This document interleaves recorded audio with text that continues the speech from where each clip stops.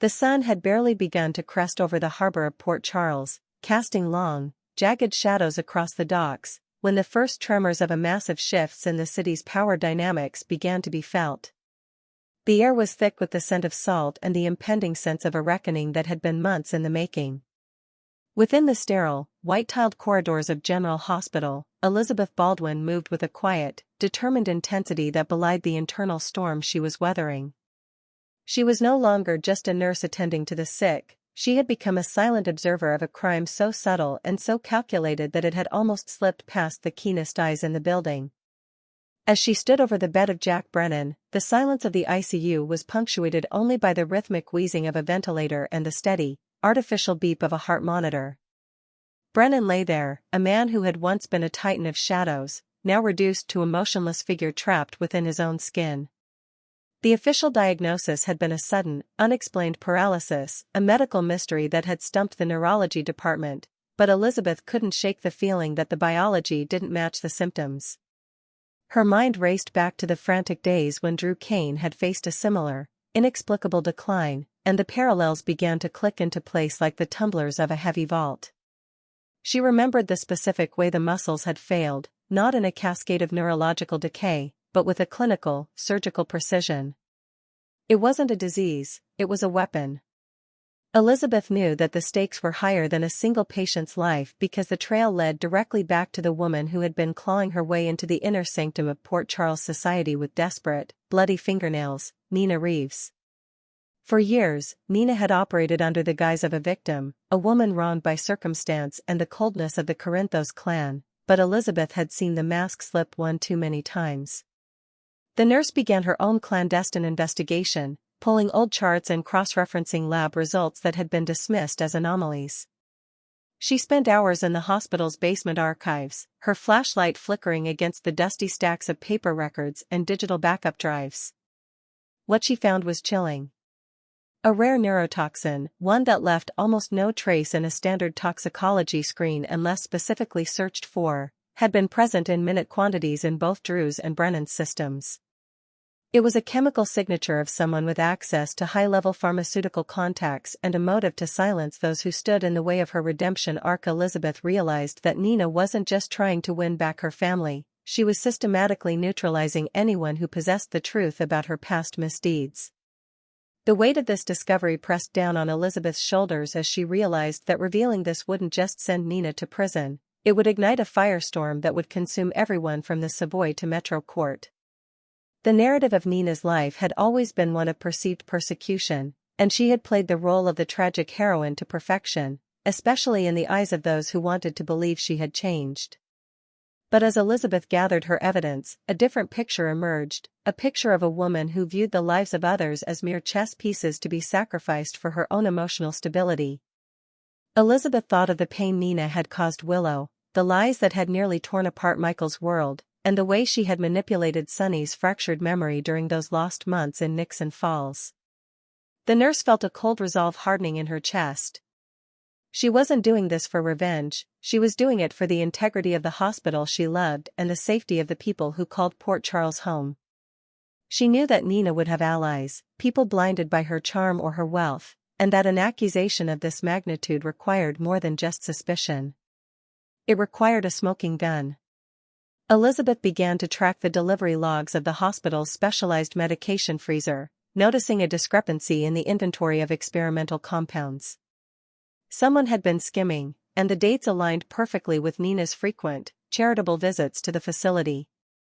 As the morning progressed, the tension within the hospital walls became palpable, a static charge that seemed to make the very air hum with anxiety. Elizabeth reached out to Dante Falconeri, not as a friend, but as a professional, presenting him with a folder of data that was so comprehensive it left little room for doubt. She detailed the chemical composition of the toxin, the timeline of the injections, and the security footage she had painstakingly reviewed, which showed a cloaked figure entering the restricted lab areas during the graveyard shift. Though the figure was obscured, the gait and the specific jewelry worn, a unique heirloom pendant, pointed directly to Nina. Dante's expression shifted from professional skepticism to grim realization as he looked at the evidence. He knew that arresting Nina Reeves would be a political and social nightmare, given her ties to the Crimson Empire and her tenuous connection to the Corinthos family, but the evidence Elizabeth had provided was a roadmap to a conviction. The two of them stood in the small, cramped office of the police station subunit within the hospital, the neon lights overhead buzzing like an angry hornet, as they plotted the final moves of a trap that was about to spring shut on the woman who thought she was untouchable. Nina, meanwhile, was at the Metro Court, basking in the glow of a temporary peace, unaware that the foundation of her world was being eroded from beneath her. She sipped her coffee, looking out over the city she felt she finally owned, planning her next move to further solidify her place in the lives of her grandchildren. She believed she had cleaned up all the loose ends, that Brennan was safely silenced and that the ghosts of her past were buried deep enough that they could never resurface. She had underestimated the quiet vigilance of Elizabeth Baldwin, a woman she had long dismissed as a mere fixture of the background. Nina's arrogance was her Achilles heel. She assumed that because she occupied the headlines, those who worked in the shadows were beneath her notice. But Elizabeth had spent a lifetime navigating the life and death stakes of the emergency room, and she knew how to spot a terminal lie long before the patient even realized they were dying. The contrast between Nina's golden, high society life and the cold, clinical reality of the crimes she had committed was about to be laid bare in a spectacle that would leave the city reeling.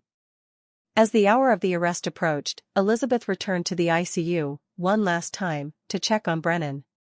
She whispered a silent promise to the unconscious man that justice was coming, not just for him, but for everyone who had been a casualty of Nina's relentless pursuit of a life she didn't deserve. The hospital, usually a place of healing, had become a battlefield of morality. Elizabeth walked through the lobby, her uniform crisp and her expression unreadable, passing by the cafeteria where doctors joked and families waited for news, none of them aware that the most significant arrest in Port Charles history was minutes away from unfolding. The silence before the storm was deafening, a vacuum of sound that seemed to pull the breath from Elizabeth's lungs as she saw the blue and red lights of the PCPD cruisers reflecting off the glass doors of the Metro Court across the street.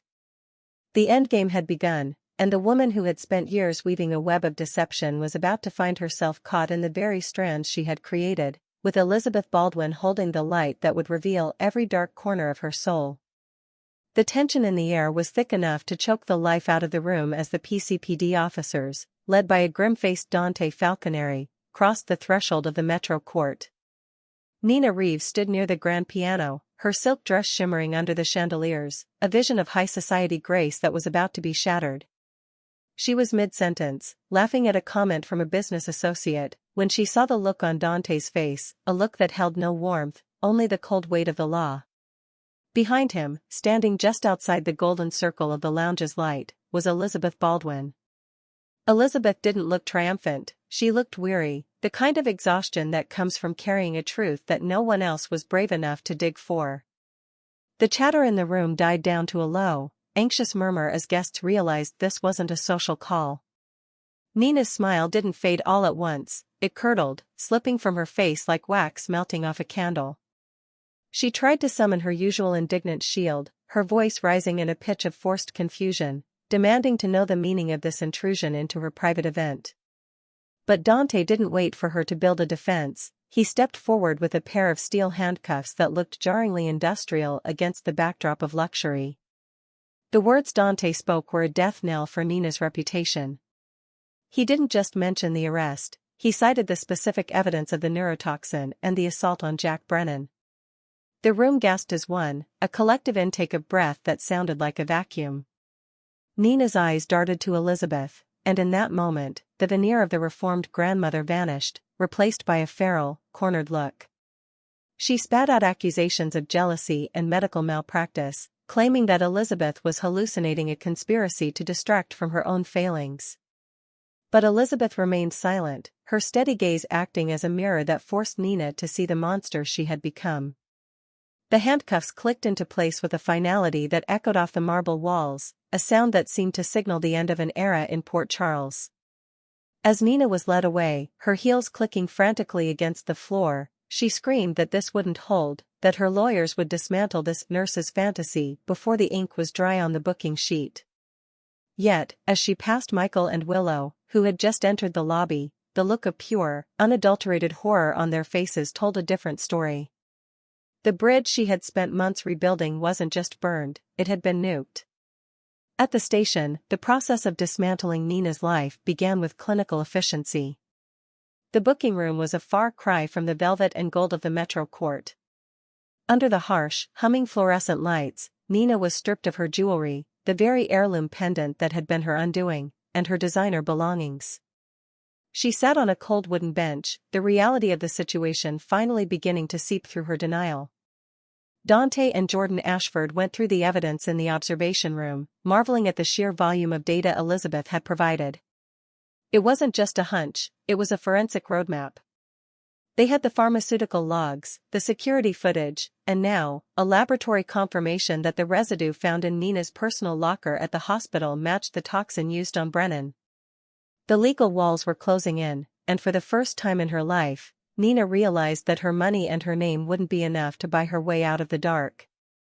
She was no longer the victim of a Corinthos vendetta, she was a criminal caught red-handed by a woman who simply did her job too well. Back at General Hospital, the fallout was immediate and chaotic. The news of Nina's arrest spread through the wards like a wildfire, leaving a trail of shock and disbelief. Doctors who had accepted Nina's donations felt a sense of personal betrayal, and the administration scrambled to distance themselves from the scandal. Elizabeth sat in the break room, a cup of lukewarm coffee ignored in front of her. She knew that her life would never be the same. By exposing Nina, she had made herself a target for the remaining Reeves loyalists, but more importantly, she had upheld the oath she took when she first put on her scrubs. Willow arrived at the hospital an hour later, her face pale and her eyes red from crying. She found Elizabeth and for a long moment, the two women just looked at each other, a daughter-in-law who had tried to find the good in a mother, and a nurse who had found the truth.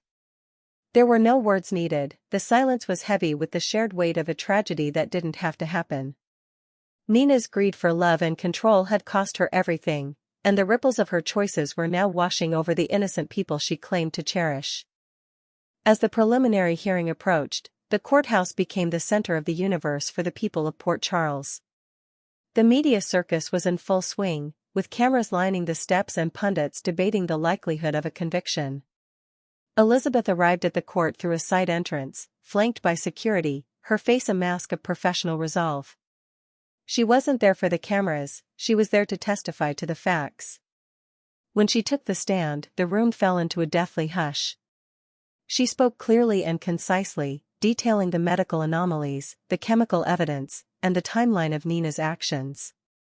Every word was a hammer blow to Nina's defense. Across the room, Nina sat at the defense table, her face pale and drawn, watching as the life she had built was systematically dismantled by the one person she had never considered a threat. It was the ultimate irony, the high society queen was being brought down by the quiet integrity of a dedicated nurse. The hearing concluded with the judge denying bail, citing Nina as a significant flight risk and the severity of the charges as a danger to the public. As Nina was led out of the courtroom in shackles, the reality of her situation finally broke through her last defenses.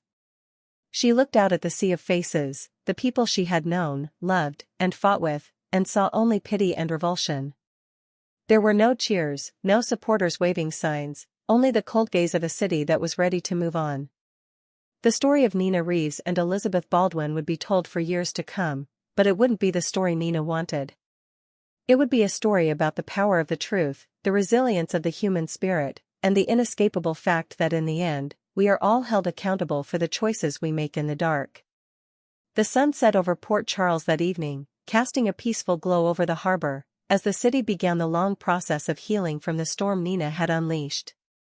As the preliminary hearing approached, the courthouse became the center of the universe for the people of Port Charles.